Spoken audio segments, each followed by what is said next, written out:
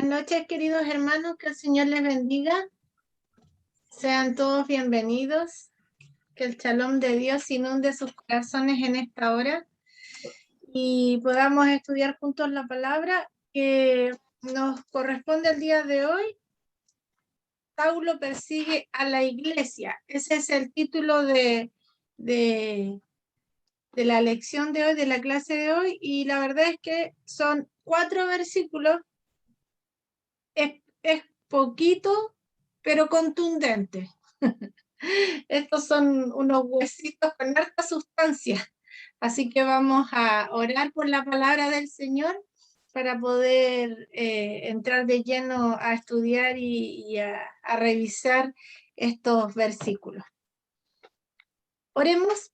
Padre Celestial, te bendecimos, Padre amado, en esta hora te honramos, Señor, y te entregamos toda la gloria a ti, Señor, para que en esta hora tu Espíritu Santo, Señor, pueda hablar a nuestras vidas, Señor, amonestarnos si estamos fallando en algo, Señor, y también, Señor, enseñarnos por medio de tu palabra lo que tú quieres, Señor. Cada uno de nosotros, Señor, en distintas situaciones de vida, Padre amado, sin duda necesitamos de ti, Señor, necesitamos de ser guiados por ti, Señor, necesitamos de tu amor, de tu misericordia, necesitamos, Señor, de ti y queremos depender también 100% de ti, Señor, que tu palabra pueda alimentar nuestra alma, nuestro espíritu en esta hora, Señor, y también edificarnos como iglesia, Padre amado, para llevarlo a la práctica también.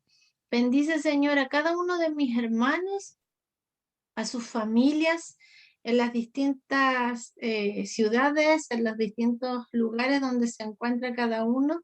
Bendígales a usted, Señor, y que su palabra sea como ese pan que cae del cielo, como ese maná que nos alimenta para vida eterna.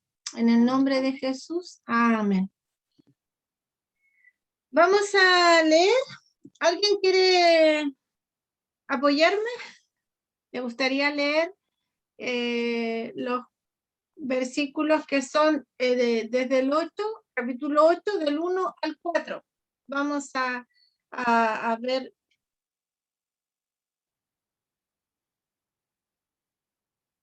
esa porción. Puede ser en cualquier versión. Yo tengo la versión Reina Valera.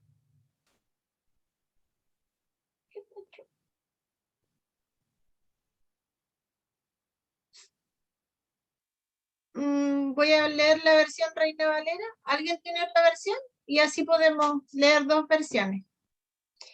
Dice así: y Saulo consentía en su muerte. Saulo, obviamente sabemos que está hablando de quien conoceríamos más adelante, ¿cierto? Como Pablo. En aquel día hubo una gran persecución contra la iglesia que estaba en Jerusalén, y todos fueron esparcidos por las tierras de Judea y de Samaria, salvo los apóstoles. Y hombres piadosos llevaron a enterrar a Esteban e hicieron gran llanto sobre él. Y Saulo asolaba la iglesia y entrando casa por casa, arrastraba a hombres y a mujeres y los entregaba en la cárcel. Pero los que fueron esparcidos iban por todas partes anunciando el evangelio. ¿Alguien tiene otra versión que quisiera compartir?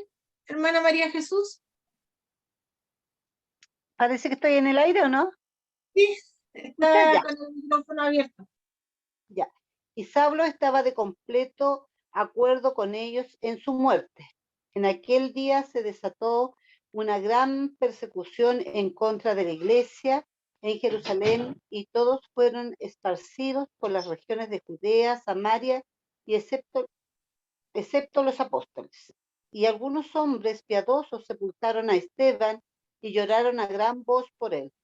Pero Saulo hacía estrago en la iglesia, entrando de casa en casa y arrastrando a hombres y mujeres, los echaba en la cárcel. Así que los que habían sido esparcidos iban predicando la palabra. Amén. Gracias, hermana María Jesús. Bueno, acá, primero que nada, el doctor Lucas nos está hablando con un énfasis, ¿cierto?, en este hombre fariseo, maestro,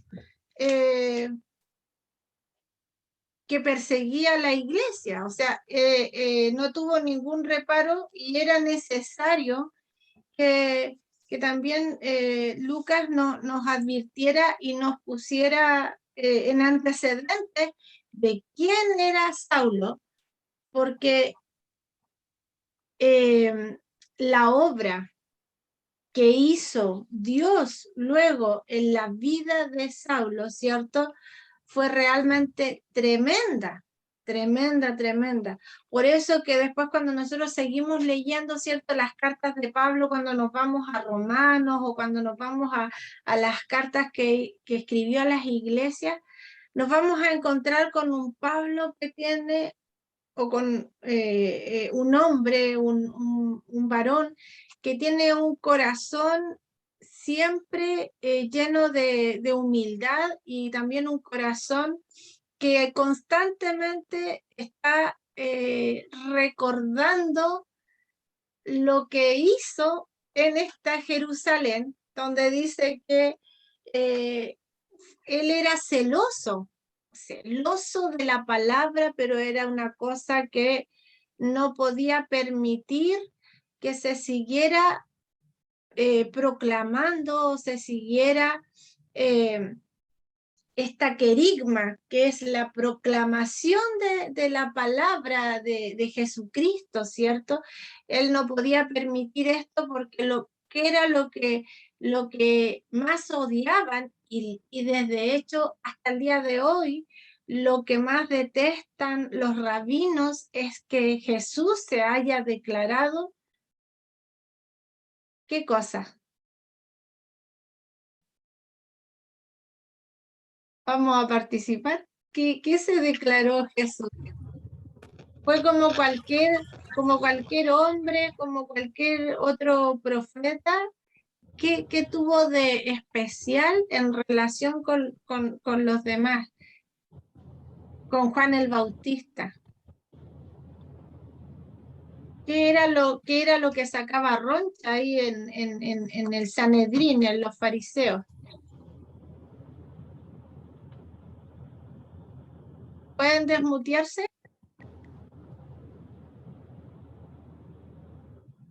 ¿Me están siguiendo? Como el Hijo de Dios. Exacto. Y más que como el Hijo de Dios, era, El Mesías él se prometido. declaraba que él era Dios mismo, encarnado. Entonces, esto era, o sea, era para los fariseos. Y de hecho, hasta el día de hoy, el judío ortodoxo y el judío tradicional no asimila esto. Ni siquiera podríamos hablar nosotros tampoco, menos hablar de lo que es lo que nosotros conocemos como la Trinidad, ¿cierto? Esta palabra no me gusta usarla mucho porque la verdad es que esta palabra no aparece en la Biblia. Pero, ¿y sabe cómo lo descubrí? ¿Cómo descubrí que no aparecía la palabra que como iglesias evangélicas la usamos de manera súper cotidiana, como bíblica? me di cuenta que no aparecía en la Biblia un día que me visitaron unos testigos de unas hermanas o primas, testigos de Jehová, aquí en mi casa, hace muchos años atrás. Y ellas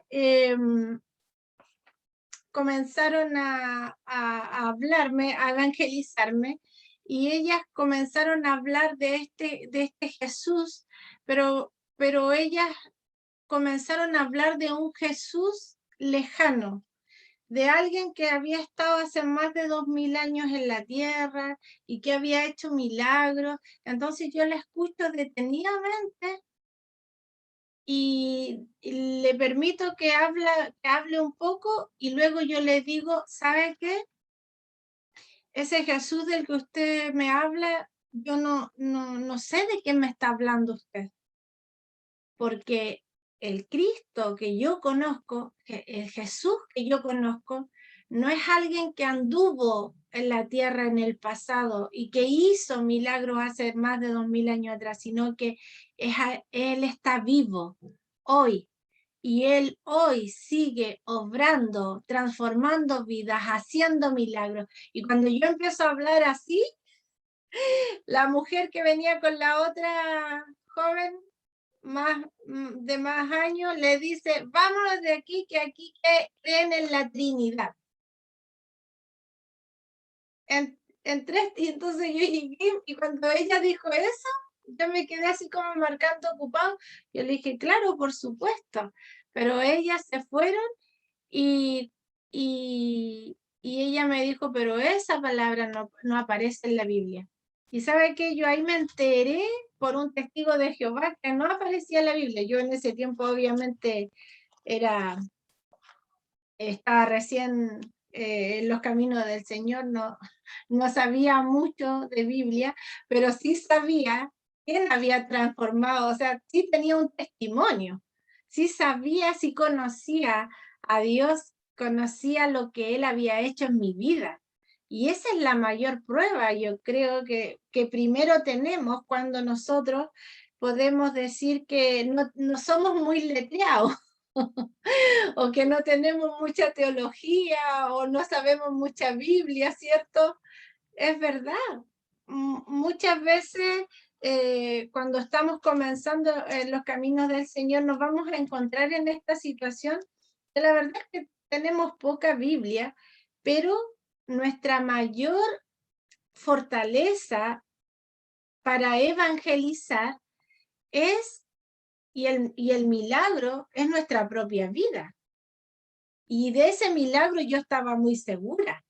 Y de ese Jesús yo estaba muy segura de quién estaba hablando. Para mí no era alguien que había caminado hace más de 2000 años en la tierra. No era alguien lejano para mí, era alguien cercano. Pero yo creo que lo que sí de esa oportunidad saqué limpio es que esta mujer joven, yo después estuve orando un tiempo por ella para que el Señor se revelara su vida, porque realmente sentí en ese momento, no que hablé yo, sino que habló el Espíritu Santo a través de mí, con autoridad, y esta mujer quedó muda y al mismo tiempo sentí que ella quedó inquieta.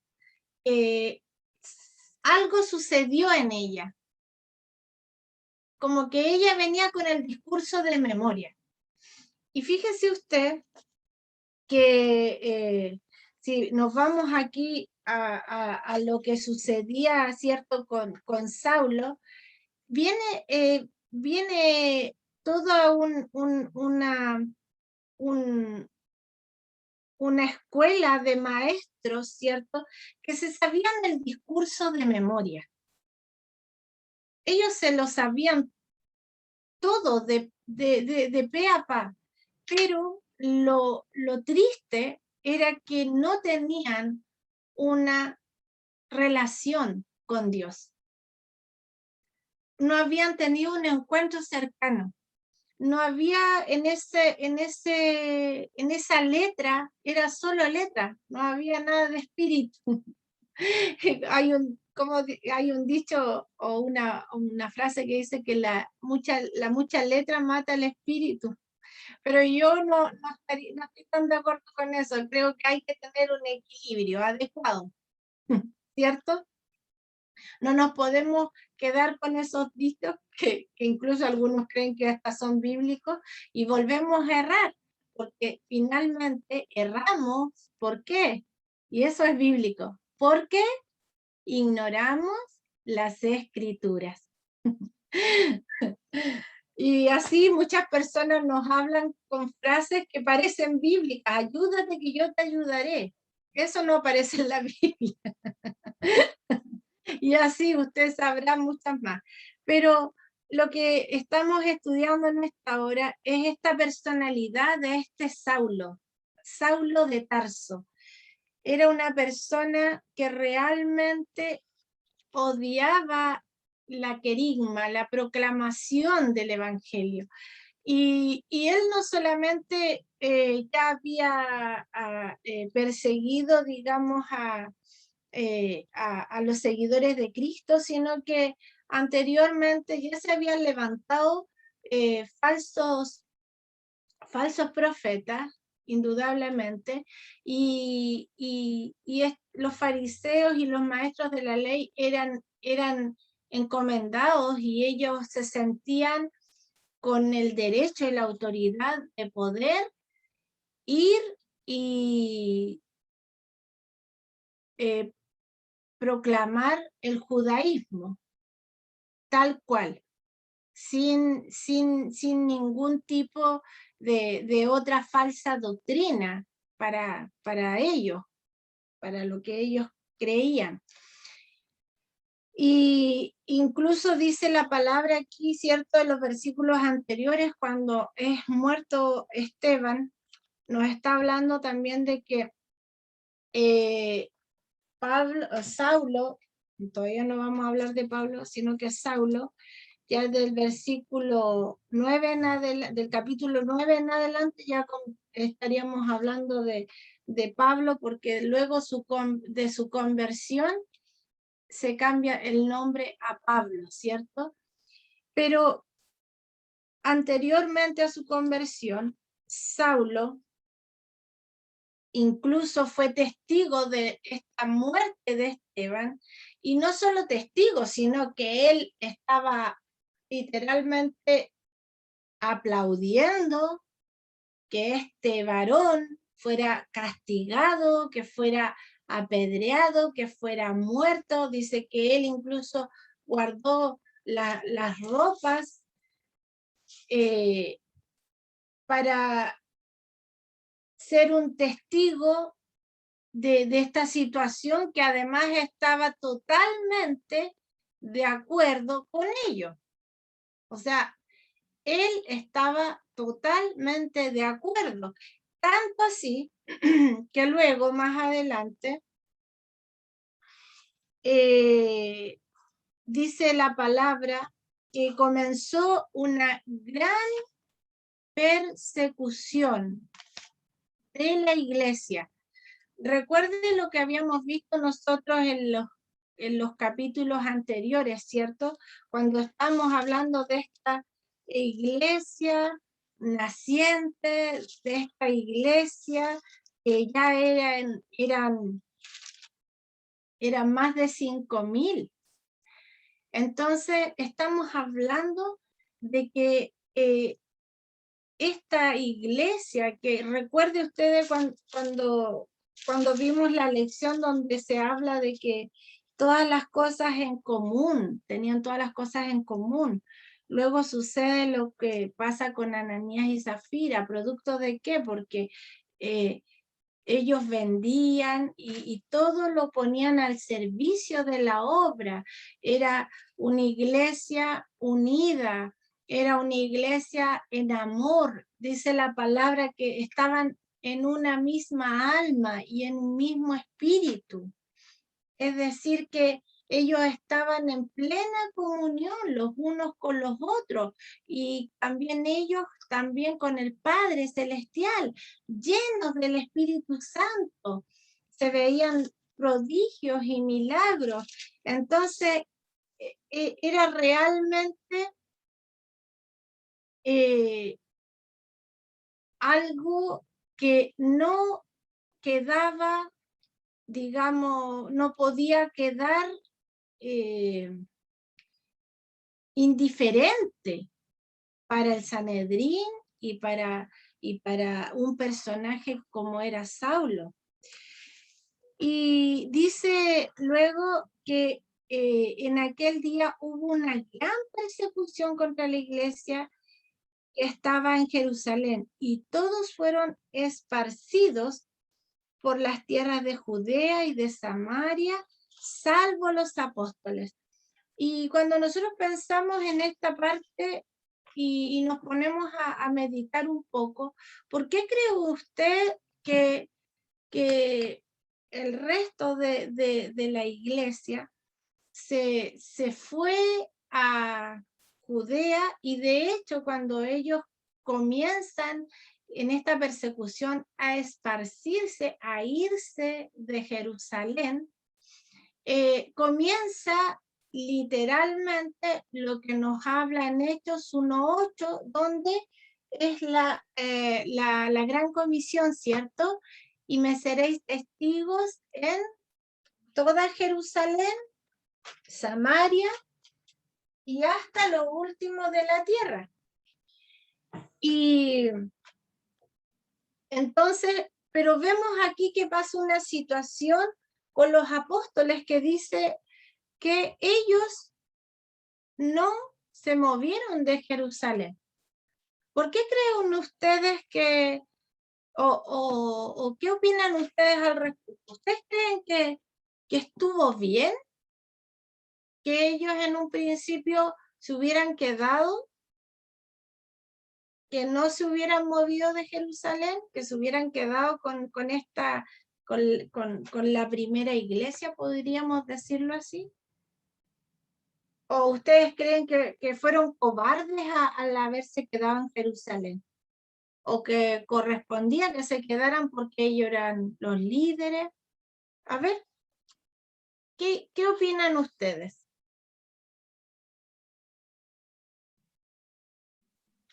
Creo que con el derramamiento del Espíritu Santo,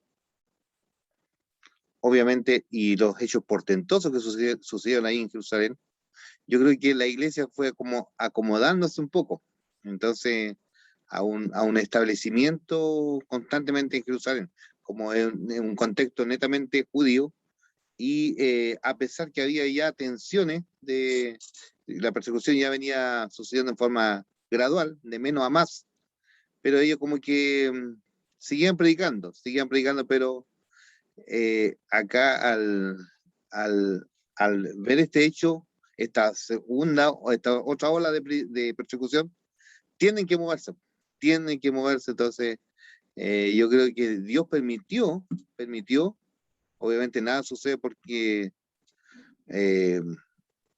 Dios permitió esta persecución para que la iglesia se moviera.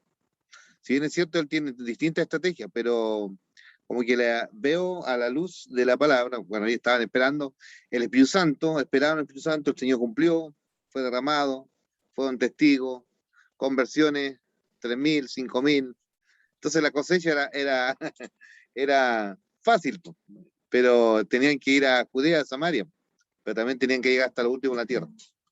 Yo creo que y lo que nos pasa muchas veces, cuando tenemos todo bajo la bendición, nos olvidamos un poco de compartirla, en el sentido de ir más allá de nuestra frontera, o quizás podemos entre nosotros ministrarnos, predicar, todo bien, pero el mensaje tenía que darse a conocer a los demás lugares y hasta los confines de la tierra. Yo pienso que se hubiese quedado más, si no hubiese persecución.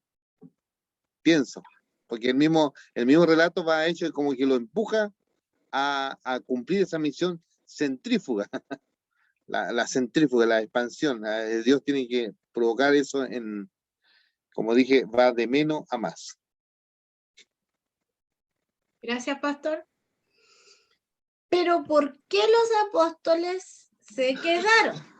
¿Por qué los apóstoles no se fueron también en ese momento, cuando ocurrió la Buena pregunta. ¿Por qué? ¿Por qué se quedaron? ¿Qué opinan ustedes? ¿Corresponde que se hubieran quedado? Yo Hermana creo María.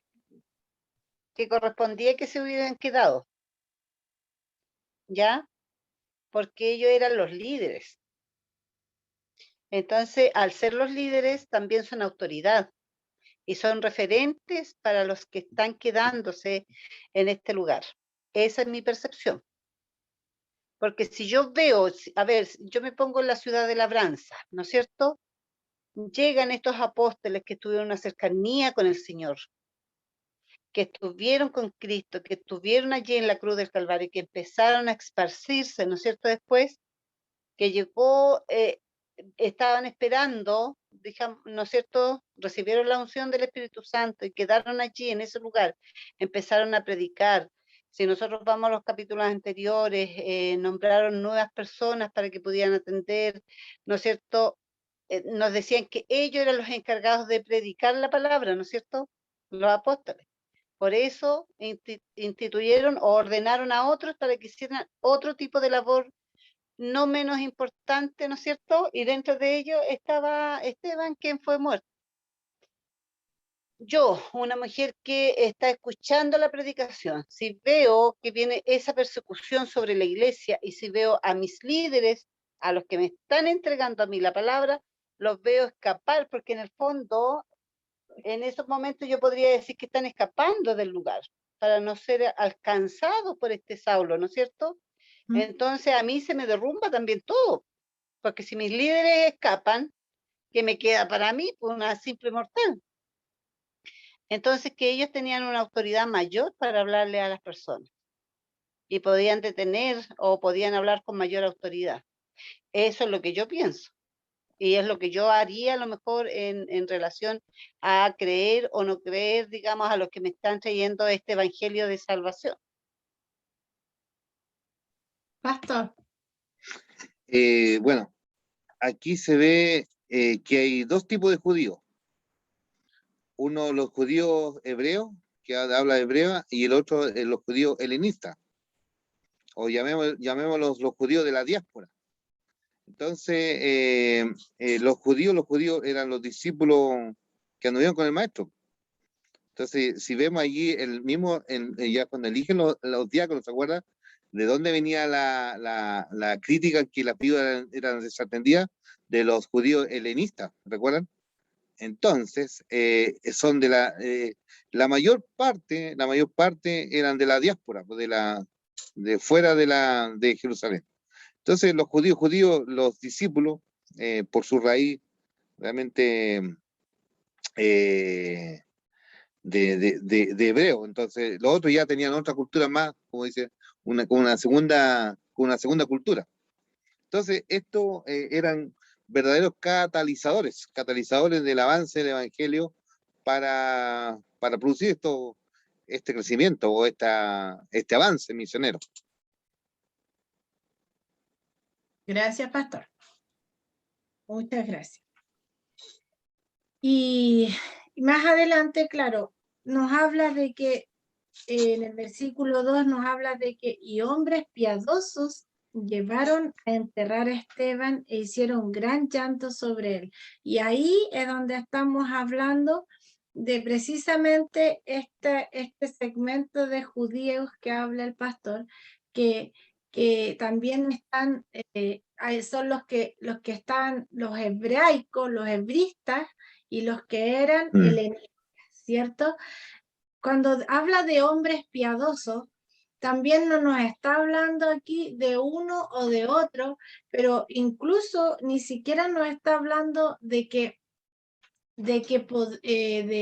fueran desde la misma iglesia, porque también podrían haber sido simpatizantes judíos, helenistas, que estaban en contra de lo que estaban haciendo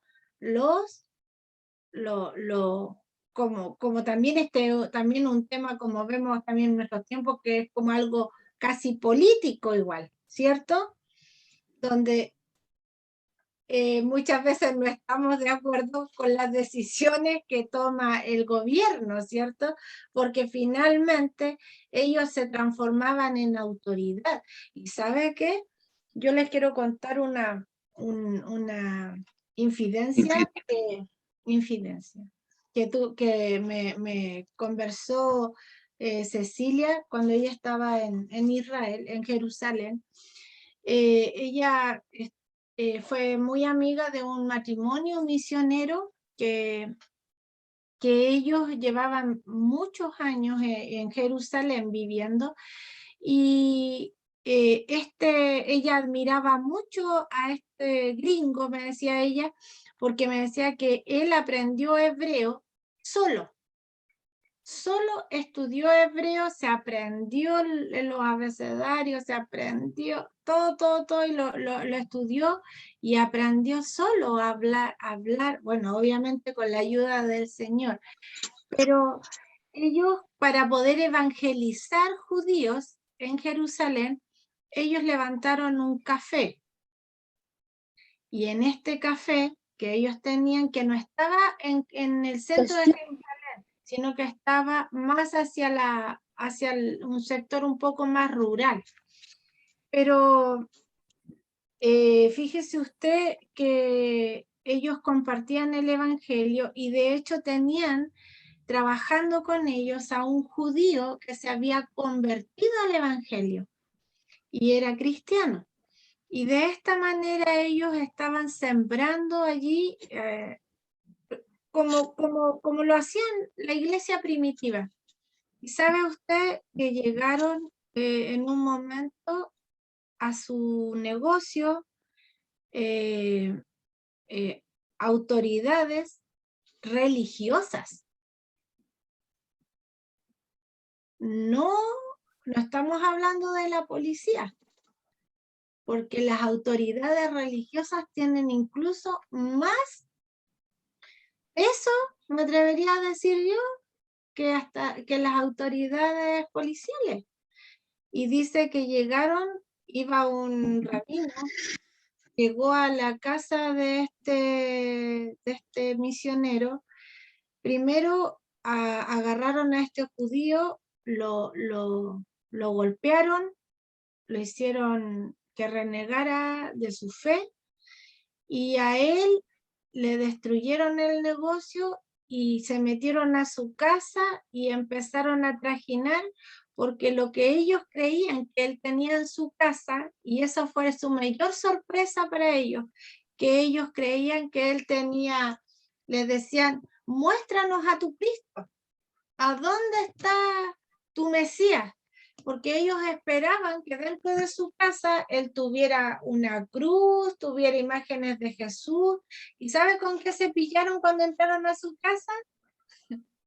Con puras cosas judías, con la menorá, con todo lo que es tradición judía. Y dice que el rabino le dice, pásame tu Biblia, y ellos tienen prohibido la lectura del Nuevo Testamento. No se puede hacer proselitismo. Y él comienza a leer el Nuevo Testamento. Dice que estuvieron ahí en su casa como 2 horas. Y el hombre leía y leía y leía el Nuevo Testamento. Y después, cuando terminó de leerlo, al parecer nunca lo había leído, le dijo, realmente no entiendo por qué hay tanto odio hacia un hombre que hizo tanto bien. Porque lo que hizo este rabino fue leer los evangelios. Entonces, lo que hablan los evangelios o lo que habla el libro de Juan es solo el amor de Cristo. Solo habla de su amor.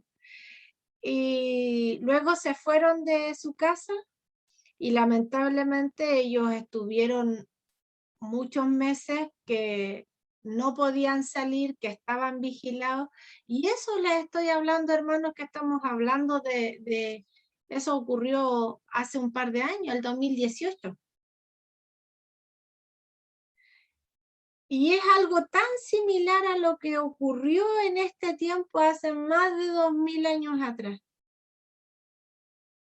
con las autoridades religiosas, ¿cierto?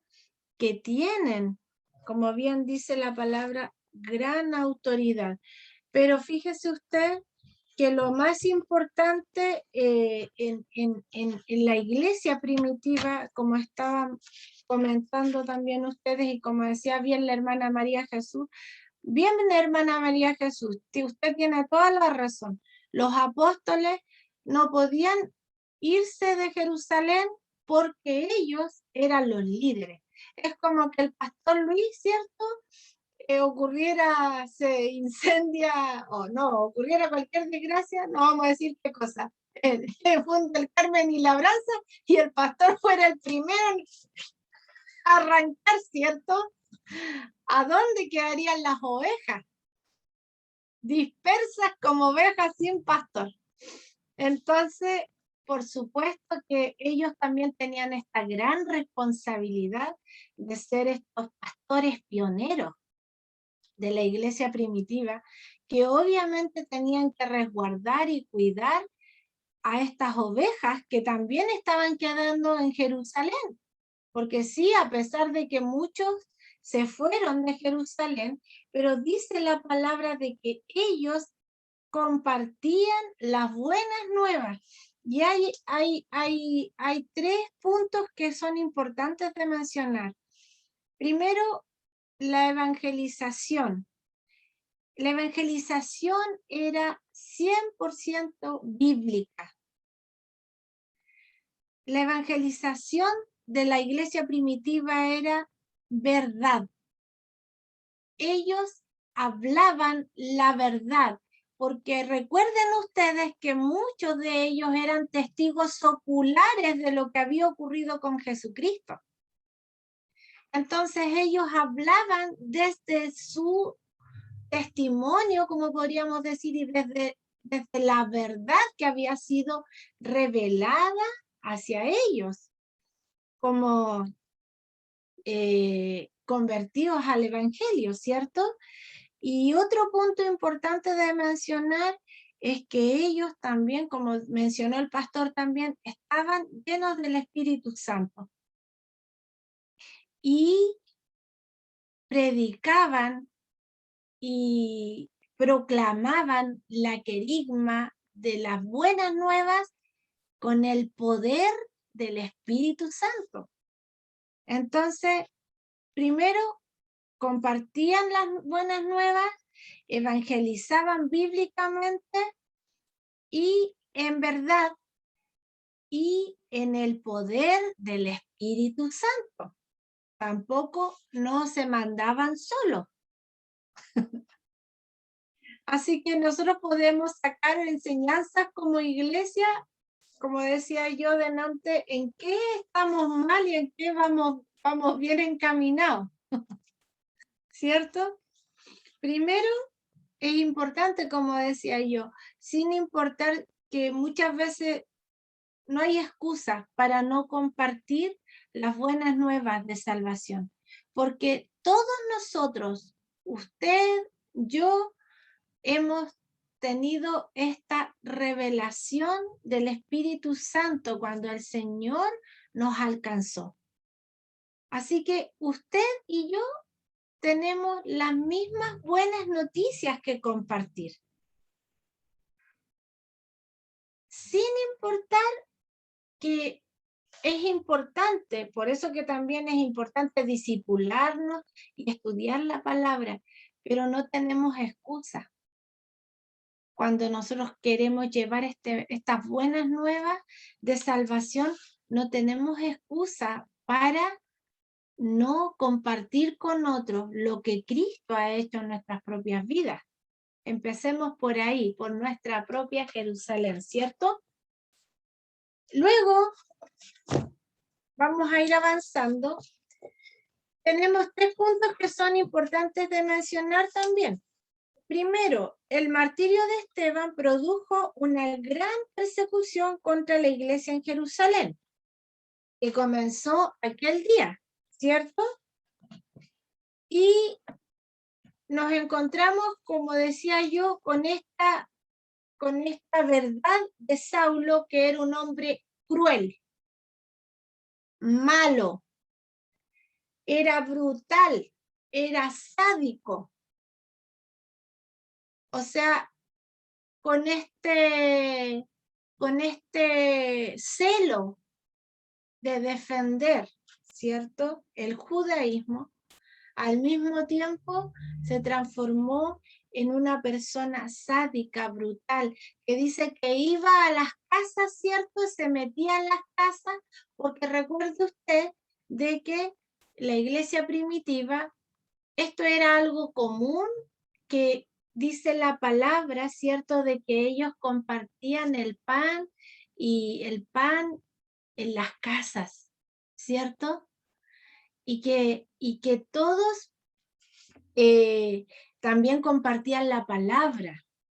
Entonces, en la iglesia primitiva nos encontramos con una iglesia que básicamente también estaba en las casas, más que en el templo, más que en este lugar físico que nosotros conocemos como estructura, ¿cierto? Que se llama iglesia, sino que básicamente ellos eran iglesia y en las casas compartían. Y esto lo siguieron haciendo, pero Saulo, que estaba, digamos, decidido a terminar con esta iglesia primitiva, Saulo entraba a las casas. Seguramente enviaban espías y ahí perseguían, hacían lo que hoy día también hacen. Cuando el otro día yo les contaba la historia de esta misionera, esta Corrie ten Boom, cuando ella estaba en Holanda y ellos con su familia escondían en su casa judíos y llega un holandés que estaba pagado por los nazis para ir y hacerse pasar por una persona que quería ayudar judíos, pero todo eso lo hizo solo para poder descubrir este escondite que tenían ellos en su hogar. O sea, fue una persona que encubierto, pero que en el fondo lo que él quería era hacer un daño. Y sin duda que en este tiempo también estos varones inescrupulosos que se hacían pasar por cristianos, solamente lo hacían para poder perseguir a la iglesia y para poder delatar a los que estaban haciendo reuniones o se seguían juntando en los hogares. Entonces, por eso también era muy importante, como dice la hermana María Jesús, que los apóstoles estuvieran allí apoyando. ¿Sabe por qué? Porque hubo mucho sufrimiento, hubieron muchos duelos, se metía a las casas, destruía los hogares, destruía las familias, porque dice la palabra que él entraba a las casas y arrastraba a hombres y a mujeres. Eso quiere decir que quedaban los niños huérfanos, familias enteras destruidas, ¿cierto? ¿Por qué? Porque Saulo estaba allí sin ningún pudor, inescrupulosamente tratando, ¿cierto?, de destruir la obra de Dios. Porque recuerde usted que en el capítulo 5, cuando Gamaliel defiende, entre comillas, defiende a los apóstoles que fueron encarcelados, Gamaliel dice: bueno, ¿ustedes qué se preocupan tanto de estos varones? Si es verdad lo que ellos predican, nada los va a detener, porque Dios va a estar con ellos. Pero si no es de Dios, esto va a parar. ¿Y qué cree usted que pasó? Eso fue como profético, ¿cierto? Hasta el día de hoy. Nada puede parar la palabra de Dios. Nada puede parar la verdad de Dios. Nada puede parar las buenas nuevas de salvación. Nada, nada puede parar cuando es la voluntad de Dios, cuando están los propósitos de Dios ejecutándose de forma fluida como estaba ocurriendo en este tiempo. Y luego, segundo, la gran persecución llevó a una gran dispersión. Todos, excepto los apóstoles, ¿cierto? Eso ya habíamos visto, se dispersaron por las regiones de Judea y de Samaria, cumpliendo Hechos 1:8, ¿cierto? Y tercero, si el martirio de Esteban llevó a la persecución y la persecución a la dispersión, ahora la dispersión trajo una expansiva evangelización. Eso nos habla de lo importante y que ha ocurrido, ¿cierto?, en otras iglesias, como es la iglesia de China, ¿cierto?, cuando el gobierno se transformó en el año 1949, se transformó en un gobierno comunista que impidió que se siguiera evangelizando en China, y también echaron a más de 600 misioneros de China. ¿Qué fue lo que pasó? ¿Fue eso un motivo para que la iglesia no creciera? ¿O fue todo lo contrario?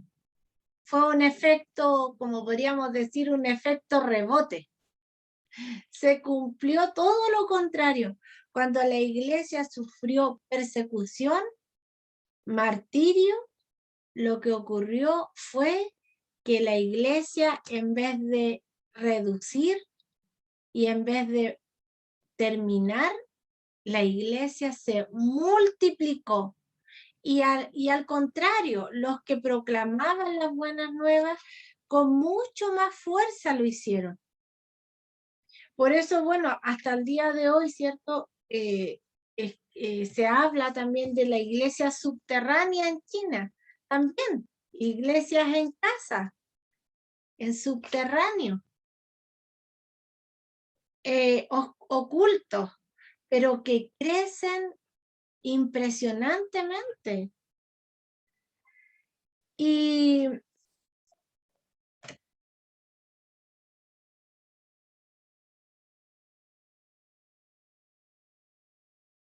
sin embargo, a pesar de esto, a pesar de toda esta persecución, a pesar de todo este movimiento que hubo, a pesar de todo aquello, Jerusalén seguiría siendo la sede de la nueva comunidad cristiana. Y evidentemente consideraron que su deber era permanecer allí. Evidentemente que sí, era necesario permanecer allí. O sea, a pesar de lo que ocurrió con Esteban, pero esta persecución trajo mayor fuerza a la iglesia, trajo mayor convicción de que estaban en el camino correcto. Y mire, ¿sabe qué? Yo subrayé algo aquí que encontré en mi Biblia NBI, en un comentario bíblico dice: sin embargo, Dios se valió de esa persecución para iniciar el gran trabajo misionero de la iglesia. ¿Se da cuenta? El gran trabajo misionero de la iglesia. Porque ¿qué nos habla después en el versículo 4? Pero los que fueron esparcidos iban por todas partes anunciando el evangelio. Es decir, esta iglesia, este remanente fiel, no se atemorizó, no se cayó. Este remanente, esta iglesia primitiva continuó adelante con la gran comisión y con la labor misionera. Y finalmente, bueno, más adelante vamos a ver lo que ocurrió, ¿cierto?, con Felipe, que Felipe estaba concentrado, ¿cierto?, en alcanzar a otro sector que eran los samaritanos, ¿cierto? También estaba concentrado en alcanzar, él estaba también concentrado después viene la historia del etíope, ¿cierto? Él estaba mirando, ya tenía este corazón misionero, que ya estaba mirando más allá de lo que eran los judíos mismos, ¿cierto? Él estaba mirando las otras naciones. Pero yo no voy a hablar de Felipe porque eso le corresponde, nos corresponde para la próxima clase. Quisiera dejar la oportunidad para que pudieran hacer algunos comentarios. ¿Alguien tiene alguna pregunta?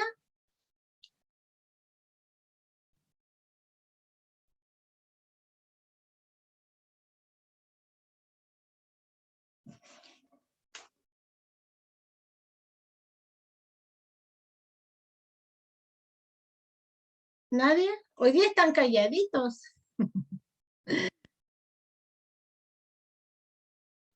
¿Algo que aportar?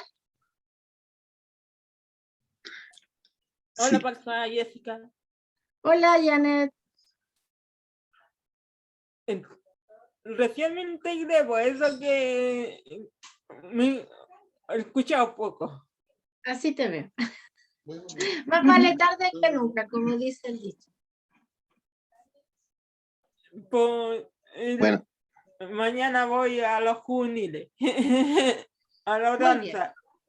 Qué bueno, te felicito. bueno, lo otro en esto de la iglesia, en los contextos diversos, ¿no? En cuanto a cultura, es importante ver que Dios usa como herramienta en este sentido, porque vemos, cuando dijeron ahí que más adelante lo vamos a ver, pero como ver los judíos hebraicos y los judíos griegos, Dios también en esto, por ejemplo, más adelante se va a ver eso, pero viene a la mente en esto de que Esteban, Felipe, son de ese grupo helenista. Helenista. Tanto le abre una tremenda puerta porque tiene una otra cultura, otra Visión, otra otra mirada. visión. Sí. Entonces, por ejemplo, después uno cuando va avanzando en esto, vemos que Jerusalén no envía misioneros, sino que la iglesia de Antioquía. Entonces, son cosas que ahí uno va viendo. Pero bien, nace en un contexto judío, hay más de 16 naciones ese día en el Pentecostés, pero también esto del trato que Dios también tiene que hacer con Pedro, porque Pedro era el judío de la tierra, ¿no? Y cuando tiene que llevar el mensaje, Dios tiene que revelar con un lienzo, cuando le dice, no diga inmundo lo que está. Entonces, hay un trato ahí. Entonces, veo que esto de la diversidad cultural dentro de la iglesia enriquece mucho a la evangelización. Entonces, eso es bueno que la iglesia, porque a veces nosotros luchamos por que seamos uno, pero a veces de repente lo que cuando se dice uno, se está hablando como uniformidad, pero no es. La unidad tiene que ver mucho más allá, es más profundo. Uniformidad es como vestirnos de todo con un mismo uniforme, uniformidad, pero no, es unidad. Ya somos diversos, pero somos uno, ¿ya? Diversidad culturales y diversidad en realidades sociales también. Y bueno, agregando un poco eso, que la iglesia en el mismo día de Pentecostés, en el mismo día de Pentecostés, habla de que está integrado hombres y mujeres, ¿de acuerdo? Sobre mi siervo y mi sierva. En el tema, bueno, y después Pablo también lo ratifica en las cartas, dice esclavos y libres, la parte social. la parte de los países, en cuanto a nacionalidad, dice que no hay diferencia entre judíos y gentiles. Entonces viene afirmando un poco más todo esto lo que es en el tema de género, en el tema de etnia, y el tema cultural y el tema social. Entonces, es una riqueza tremenda que Dios, cuando compone su iglesia, somos diversos, pero somos uno. El hermano Luis pregunta, ¿cómo Lucas sabía tanto de la vida de Pablo?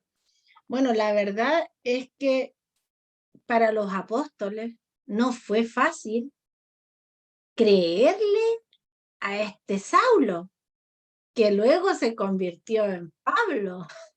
Es decir, ahí tuvo varios rounds con Pedro, ¿cierto? Y que no le creían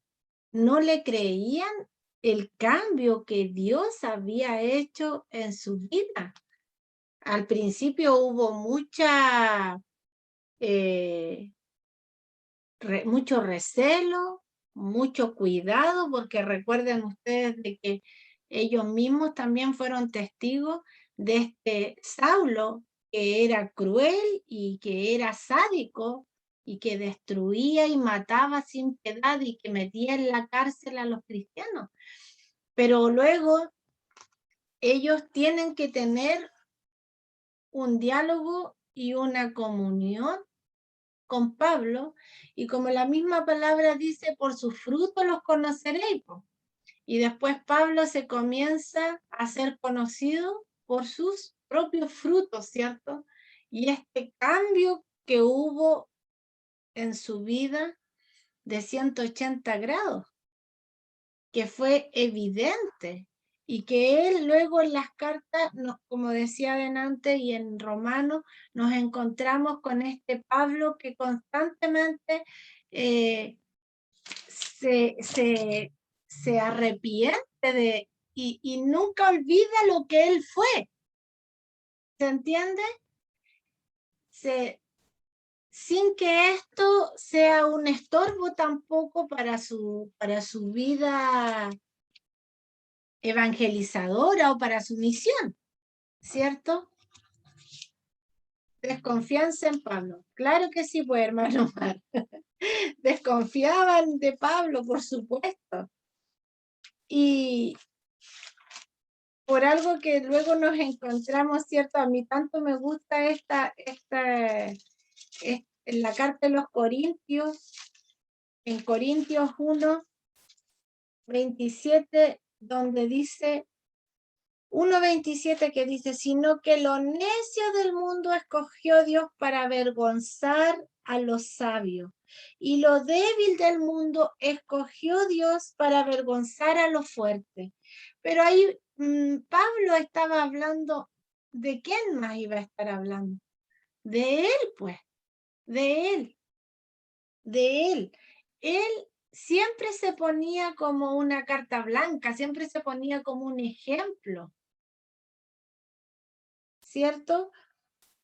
Y lo vil del mundo y lo menospreciado escogió Dios, y lo que no es para deshacer lo que es, a fin de que nadie se jacte en su presencia. ¿Quién me escribe aquí en el chat?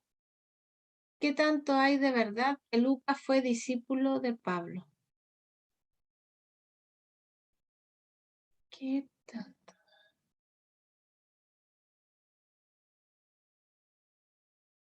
¿Que Lucas fue discípulo de Pablo? ¿Al revés? ¿O Pablo de Lucas?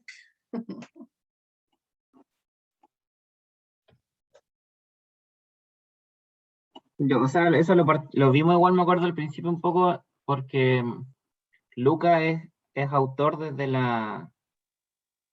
el libro de Lucas, ya tiene o sea, bueno, los evangelios son tardíos, ¿cierto? Se escriben a partir del 60, y por ende también ahí, bueno, los únicos evangelios escritos por apóstoles fueron Marcos, Mateo y Juan, ¿cierto?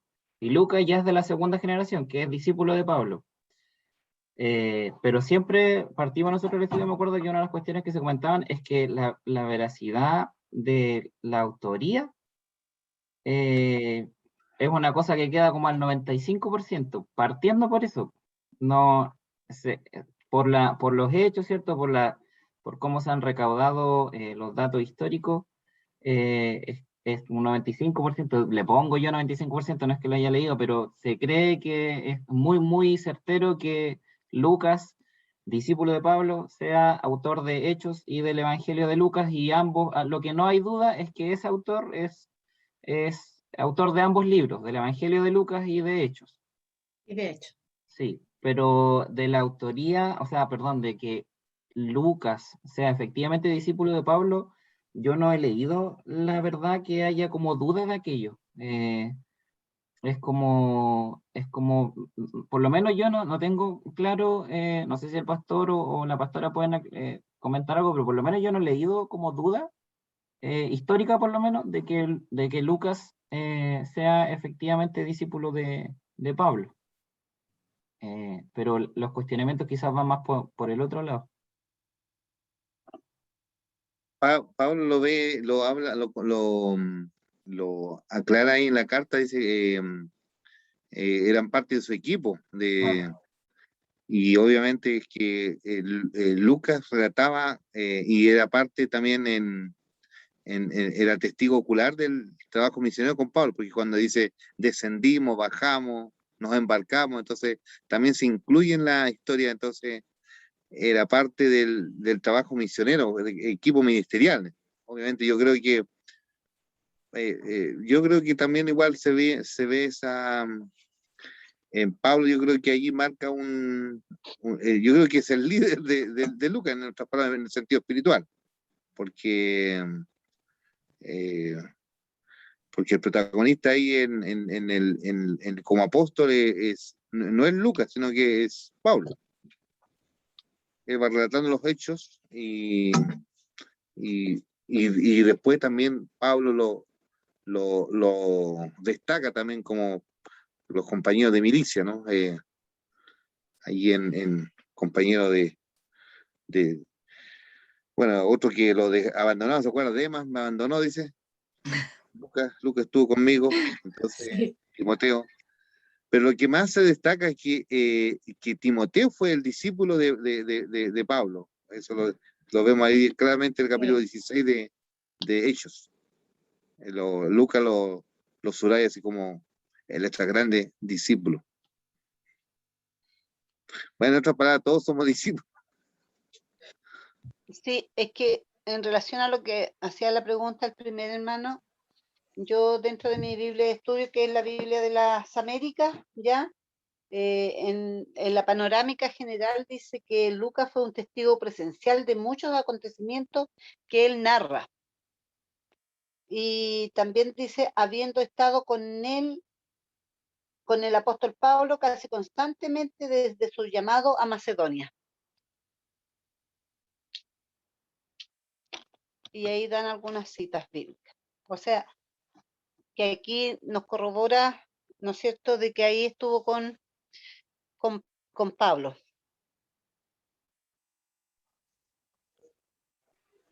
Hermanos, buenas noches, Dios los bendiga. Bueno, ¿me escuchan, perdón? Sí, adelante. Ya. Considero de que como historia sí nos serviría toda esta aclaración de que Lucas sería discípulo de Pablo, pero recordemos lo que Pablo dijo.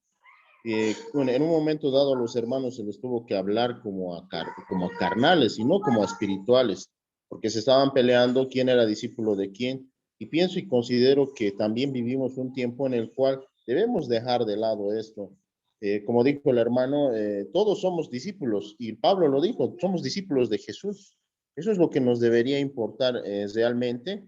Y en este pasaje que hoy se está compartiendo, recordarnos también que vamos a ser parte de este tipo de persecución, porque ahora, más que antes, se están creando leyes en todos los países.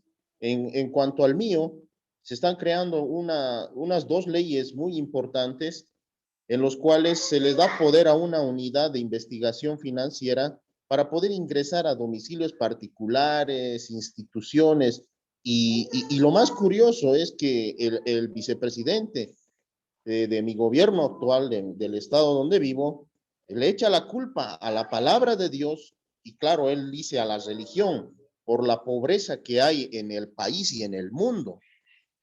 Está haciendo una afrenta total hacia nuestro Señor Jesucristo, quien es la palabra viviente.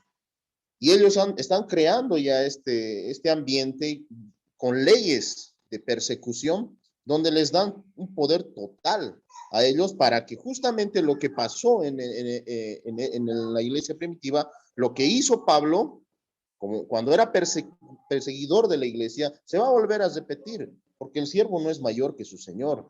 Pienso que esto debería importarnos en este momento, no para tener miedo, sino para limpiar nuestro corazón, buscar más del Señor y estar preparados para que si en la voluntad de Dios, los que estamos en este grupo, lleguemos a este punto de que tengan que entrarse a nuestras casas porque nosotros predicamos la palabra de Dios y vamos a resistir a las costumbres y las tradiciones que hay en el mundo, que es la base social del anticristo, porque recordemos, en Babel todo querían unificarse, y hoy se está hablando de unificación de culturas, de razas, con el pretexto de que son diversos y múltiples.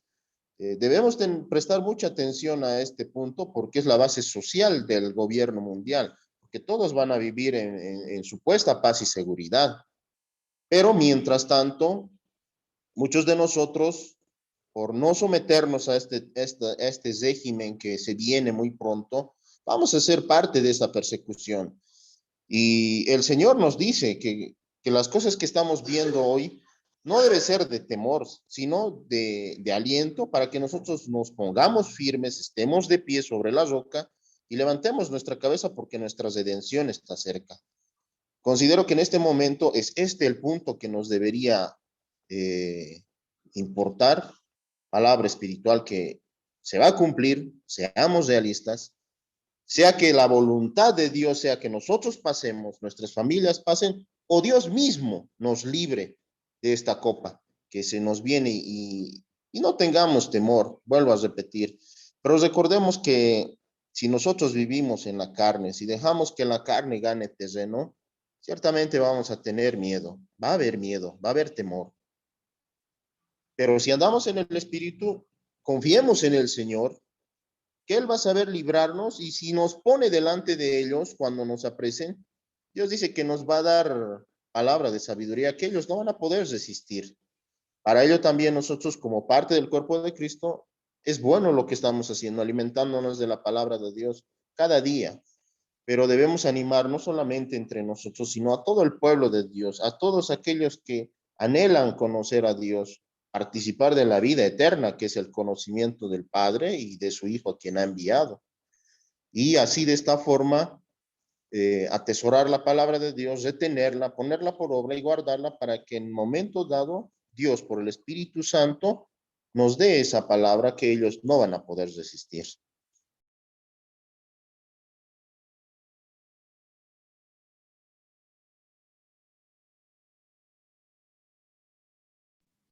Gracias, hermano Eric. ¿Alguien más quisiera agregar algo? Yo quería agregar algo, que lo único que confirma aquí en el libro, el de Hechos, en la palabra, y el otro día estuvimos tratando el tema con el pastor Luis, que hablamos un poco de Felipe, aunque dijo la pastora que no iba a hablar de Felipe ahora, pero lo único que evidencia esto, que después de Saulo ser el perseguidor, después era el amigo, ¿cierto? Lucas era el colaborador, y Felipe, no olvidemos de que lo recibió en su casa. Entonces eso demuestra que cuando la persona tiene la conversión de verdad, ni el peor de los criminales queda, digamos, fuera del reino de Dios cuando se arrepiente y cuando se convierte. Ya no era el temible, sino que era el amigo.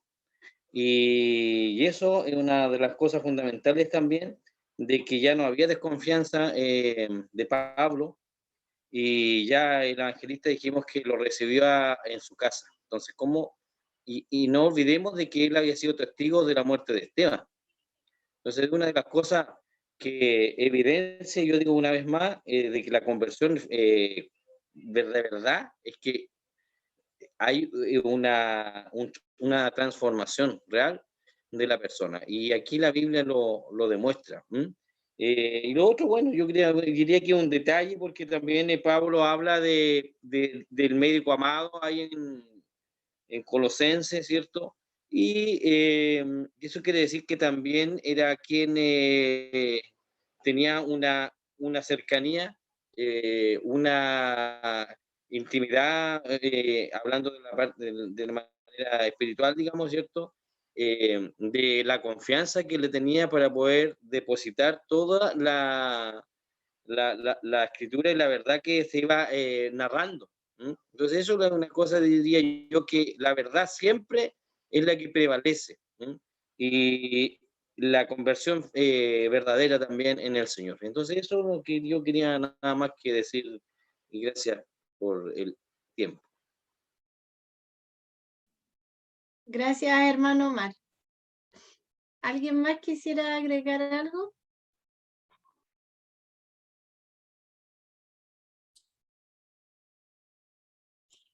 Bueno, la palabra tan linda y me gusta. Y siempre yo confío en el Señor, que mi mamá sea mejor. Amén. Ya, gracias, Janet. Pastora Jessica, Sí, hermana. considero, yo estaba, mientras hablaban los hermanos, el hermano que habló antes que el hermano Omar, ¿de dónde Eric. es él? ¿Bolivia? De Bolivia. Entonces considero que también en estos tiempos de pandemia nosotros, ¿no es cierto? Yo creo que hemos hablado más del Señor que en todos los otros años. Porque mientras hablaba también después, mire, estamos conectados con un hermano de Bolivia. El otro día había un joven que era de otra parte. Hemos estado con hermanos a lo largo de todo Chile conectados. Sus predicaciones quedan grabadas para las personas que quieran verlas. Los estudios también. El hermano Omar, cuando estábamos en la iglesia, yo le decía, usted tiene que estar ahí. No, no, no, no, déjeme aquí donde estoy yo nomás. Y yo ahora lo he visto predicando la palabra, exhortando, ¿no es cierto? Entonces, como que Ahora esta por todas pandemia partes. también nos ha sacado a nosotros, porque ha habido mucha sed del Señor en este tiempo también, la necesidad de la gente de estar con el Señor y nosotros mismos, como decía el hermano Eric, también estar más firme en el Señor, porque hay mucha gente que requiere del Señor o que desea desesperadamente que alguien le hable del Señor. En estos tiempos de miedo, de angustia, entonces nosotros estamos ahí como ellos cuando salieron, se fueron para diferentes lugares y nosotros en estos momentos también estamos cumpliendo como esa misión también, de irnos a diferentes lugares y estar entregando la palabra del Señor. Y ustedes como siervos del Señor, ¿no es cierto? Las cabecillas han tenido que reinventarse, han tenido que aprender otras cosas y han tenido que estar ahí al frente, como estuvieron también aquí estos discípulos amados, ¿no es cierto? Al frente de las congregaciones.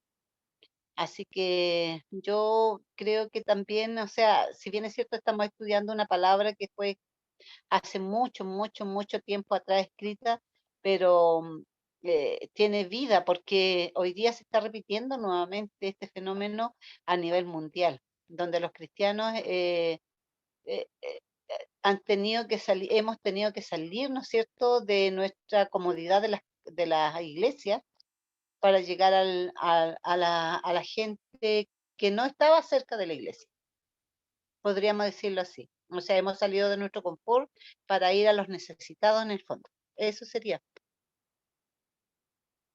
Gracias, hermana María Jesús. Y como yo les decía, a mí me pareció esta palabra tan cercana porque recordé tantas historias misioneras de compañeros de milicia, ¿cierto? Que están en el campo y que para ellos estos temas que están relacionados con la persecución, pero seguir adelante con la proclamación de las buenas nuevas es un pan de cada día. O sea, para nosotros realmente es una bendición tener, ahora también, como decía la hermana María Jesús, nosotros ahora somos expertos de las plataformas virtuales.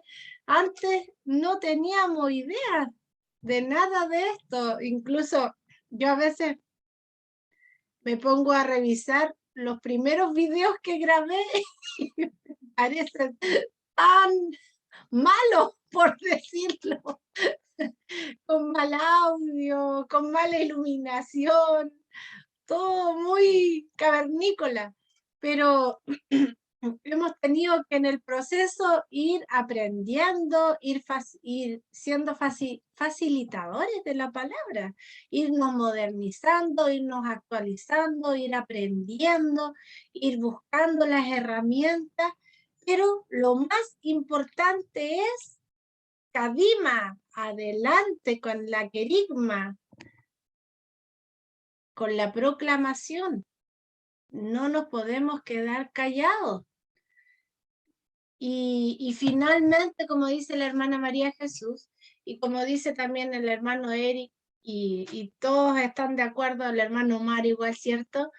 Que estas plataformas también nos han ayudado para salir de nuestras cuatro paredes, pues. Ve, el hermano Omar no quería salir de las cuatro paredes, ahora está hasta lo último de la tierra.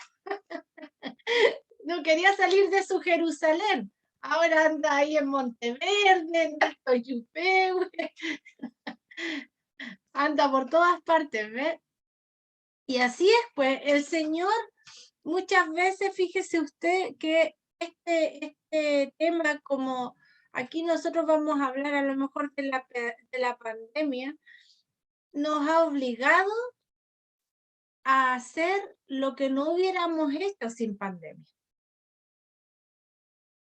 Pero lo más importante, queridos hermanos, es que el Evangelio y las buenas nuevas de salvación las debemos seguir compartiendo. Y sin duda, que así como dice aquí que hubieron hombres piadosos que tomaron el cuerpo de Esteban y lo sepultaron, ¿cierto?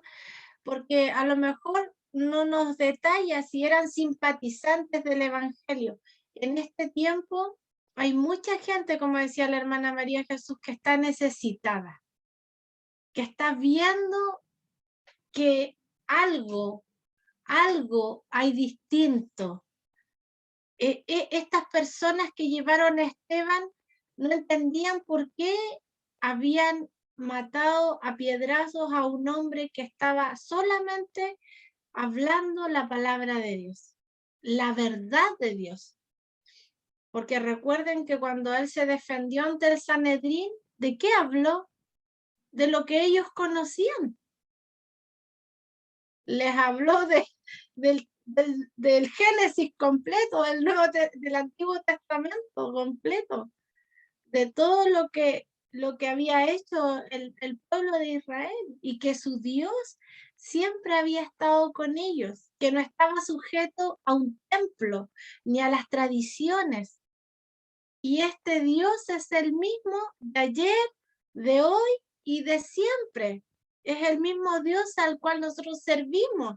Él no está sujeto, a veces nosotros lo queremos sujetar a nuestras formas, a nuestras tradiciones, a nuestros espacios, pero Él es superior a todo eso. Y eso lo ha demostrado en la iglesia primitiva y también en nuestra iglesia del día de hoy, 24 de septiembre del 2021. Amén. Baruch Hashem. Bendito sea su nombre. Que el Señor les bendiga. Nos vamos a despedir y vamos a orar. La hermana Verónica. Jessica, ¿oro? Bueno, Oh, la hermana Verónica se retiró. No la veo. Ah, no, está ahí la hermana Verónica. A lo mejor es que la hermana Verónica estaba coordinando. A lo mejor ella, hermana Verónica, Amén. le cedo la palabra. Amén. Damos gracias a Dios por este hermoso momento, hermosa palabra, ¿cierto? Que llena nuestros corazones. Y como decía una partecita nuestra pastora Jessica, nada ni nadie puede parar los propósitos de Dios en nuestras vidas. El Señor nos ayude, ¿cierto? Podamos buscarle constantemente, siempre en la oración, en la palabra, siempre perseverar en los caminos del Señor. Me gustaría que cantáramos la última alabanza para que nos despidamos. Amén. Despidámonos cantando al Señor.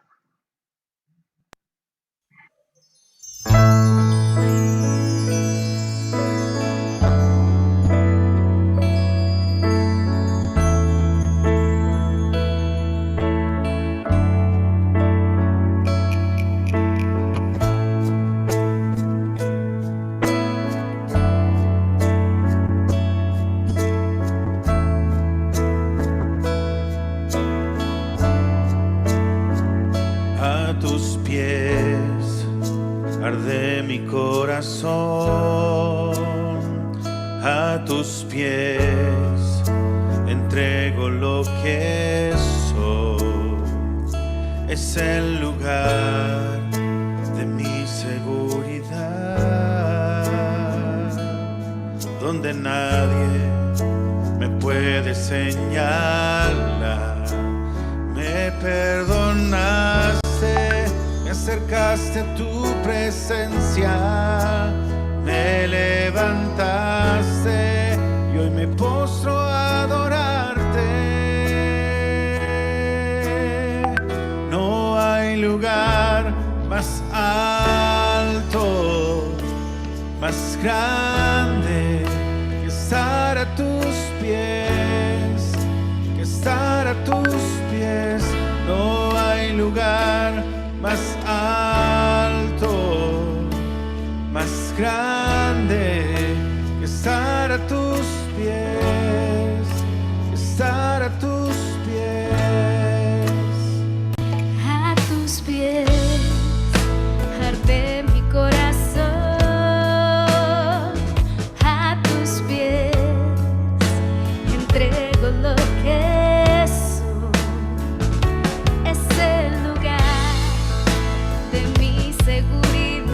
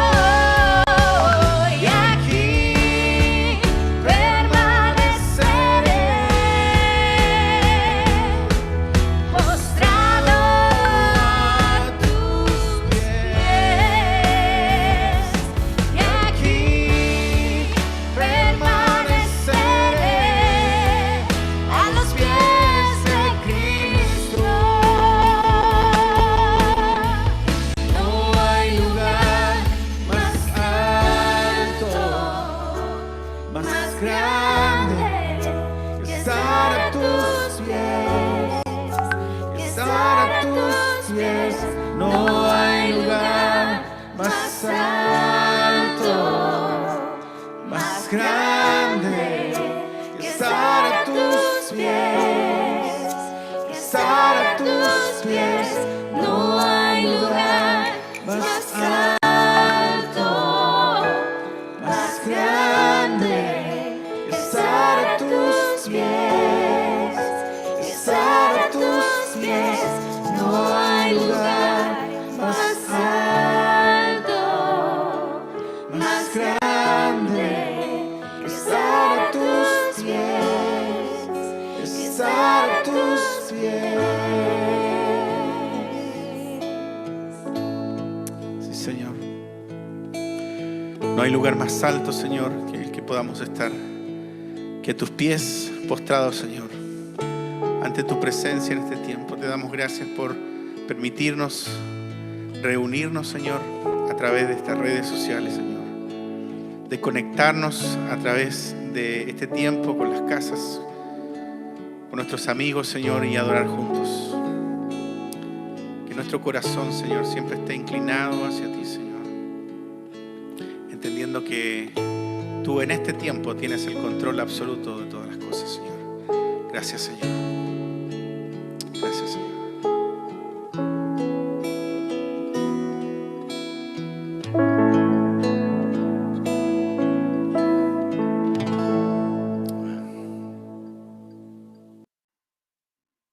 Amén, amén, que el Señor nos bendiga. Qué hermoso, ¿cierto?, es estar en la presencia del Señor.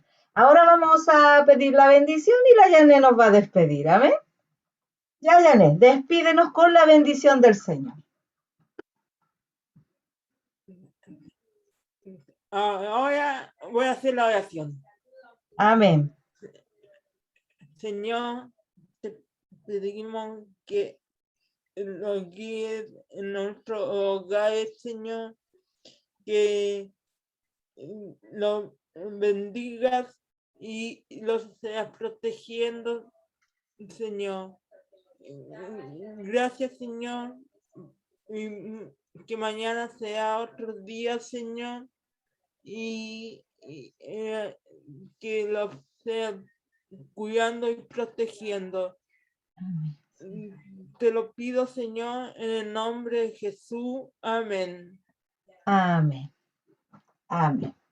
Estamos despedidos. Que el Señor les bendiga.